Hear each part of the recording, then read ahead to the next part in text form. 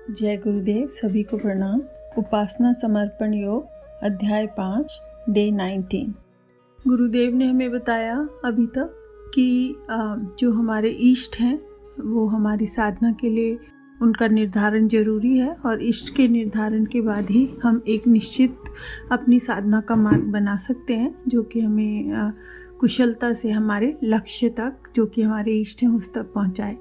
आगे गुरुदेव बताते हैं, गायत्री को इष्ट मानने की अनादि परंपरा है। अनादि मतलब बहुत पहले से, शुरू से, हमेशा से।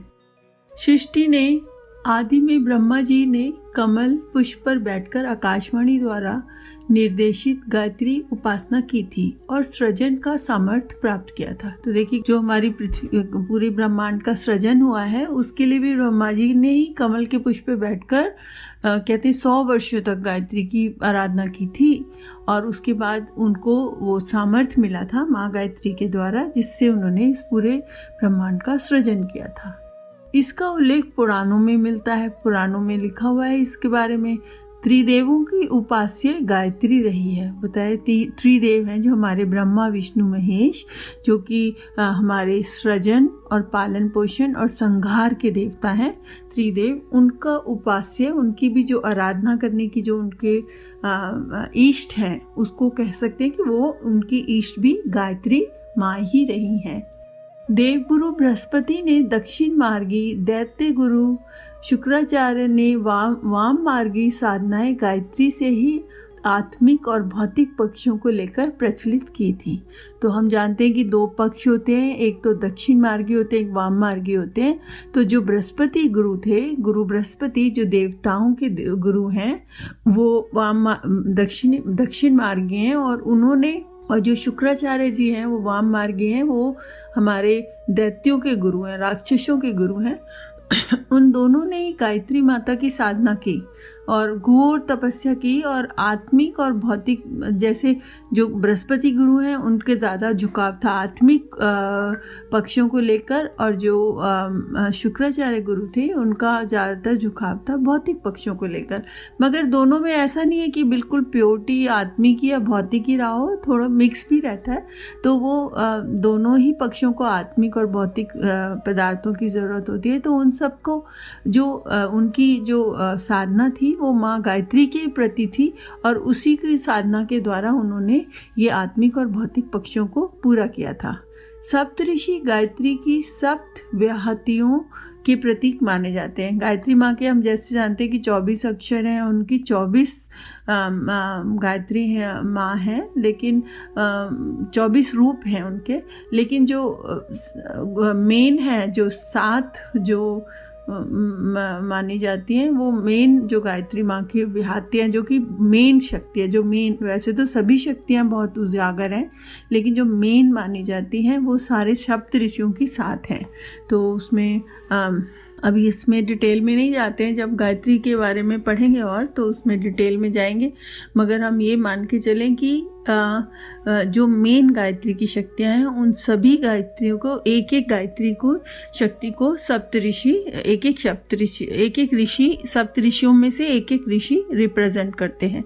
रामकृष्ण आदि अवतारों की इष्ट भी गायत्री ही रही हैं।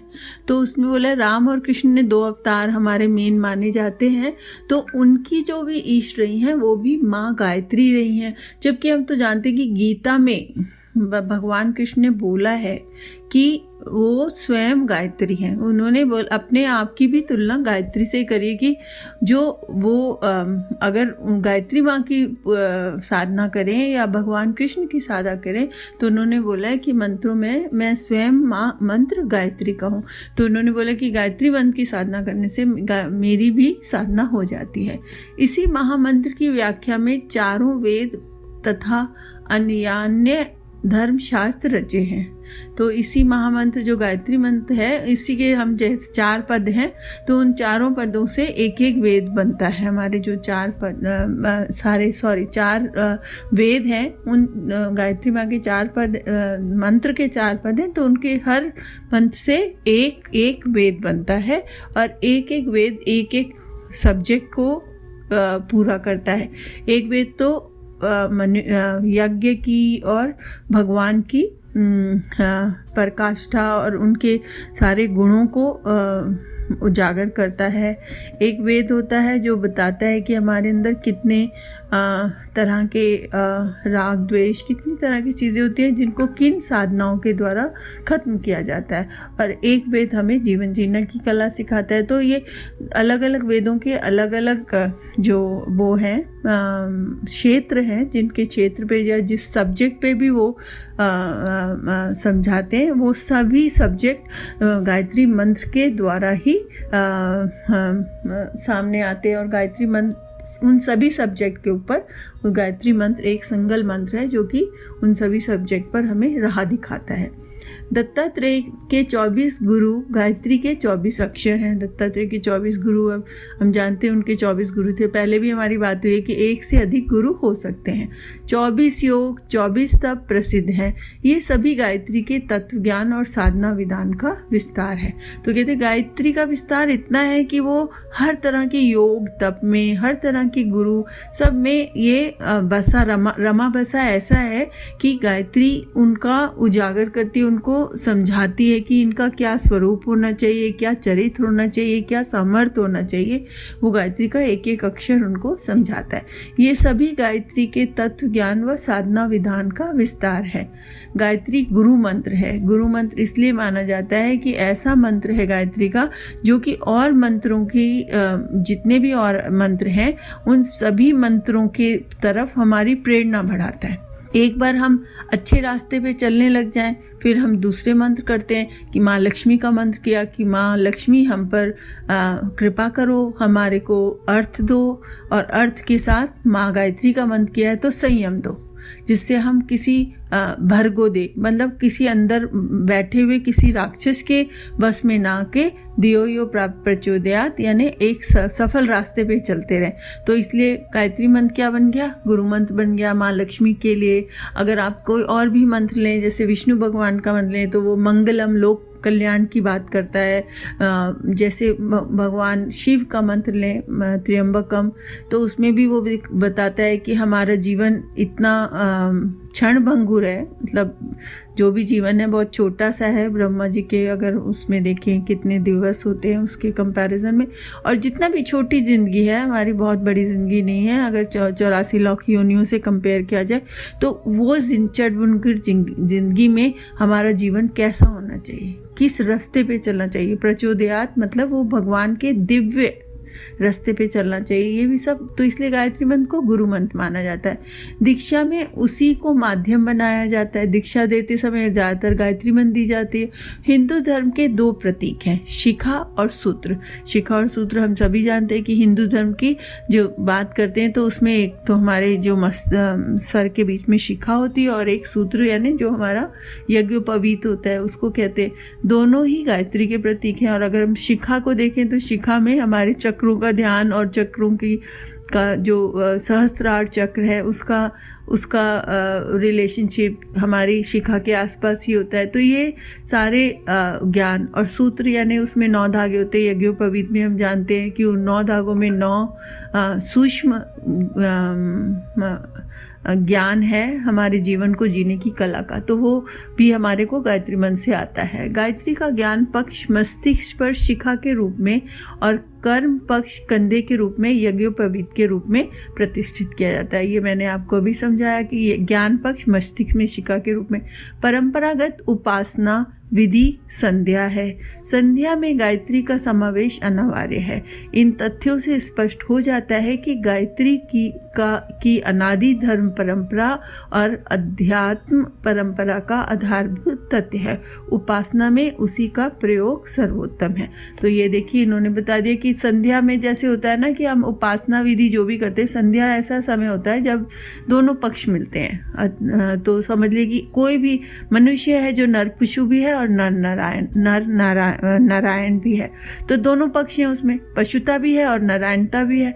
नर तो है ही वो, तो उसमें इसलिए दोनों पक्ष जब मिलते हैं, दो समय जब मिलते हैं, दो चीज़ें जब मिलती हैं, दो क्या कहते हैं युग जब मिलते हैं, तो वो संध्या कहलाता है। तो संध्या में गायत्री का समावेश अनिवार्य है, क्योंकि भर्गो देवस्य धीमहि हमारे अंदर के गलत को खत्म करके और हमारे को अच्छे अच्छे रास्ते पे चलाना बलपूर्वक, ये दोनों बुराई का संहार और अच्छाई का सृजन, ये दोनों चीज़ें, सृजन भी आ गया, संहार भी आ गया, बुराई भी आ गई, अच्छाई भी आ गई।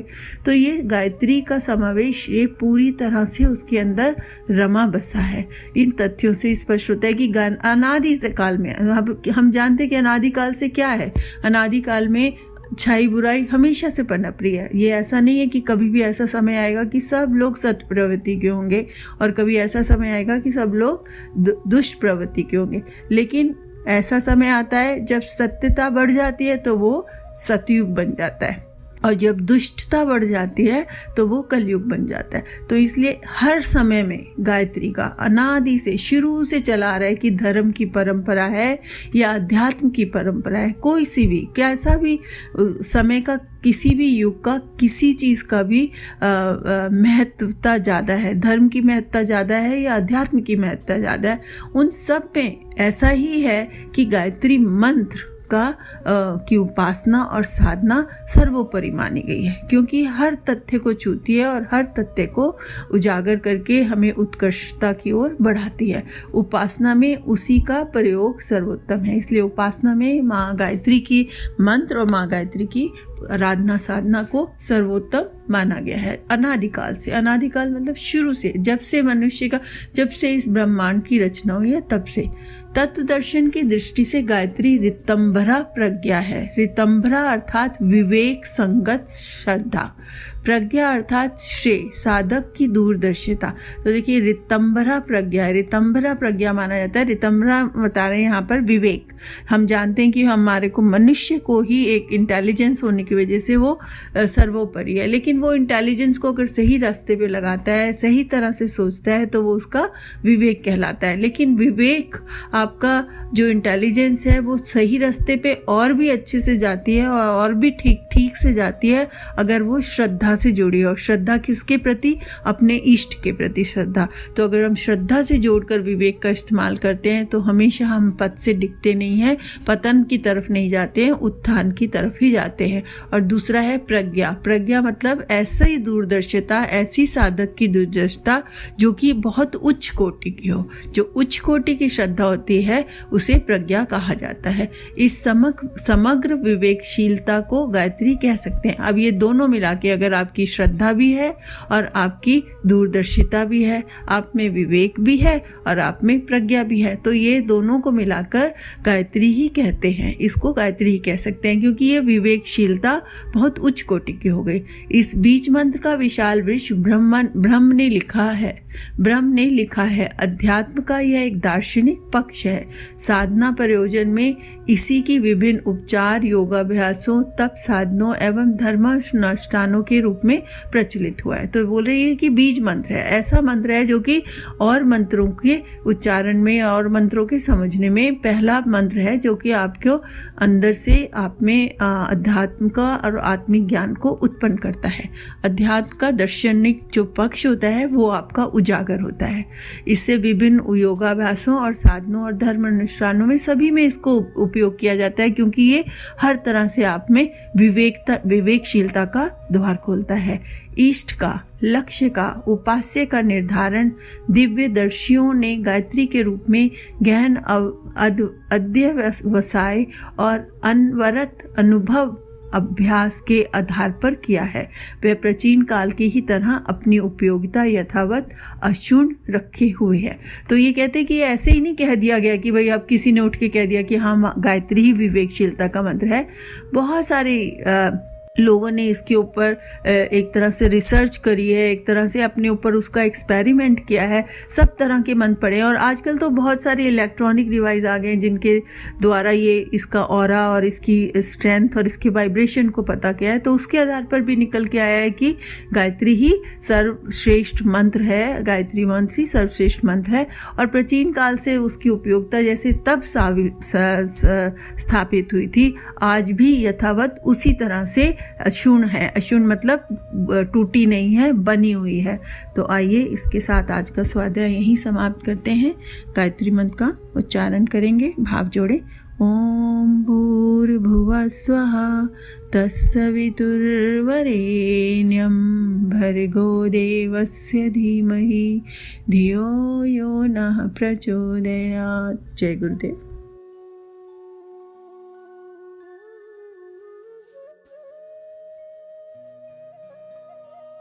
हमारे YouTube चैनल को सब्सक्राइब करें और बेल आइकन को दबाकर ऑल पर क्लिक करें ताकि नोटिफिकेशंस आपको मिलती रहें।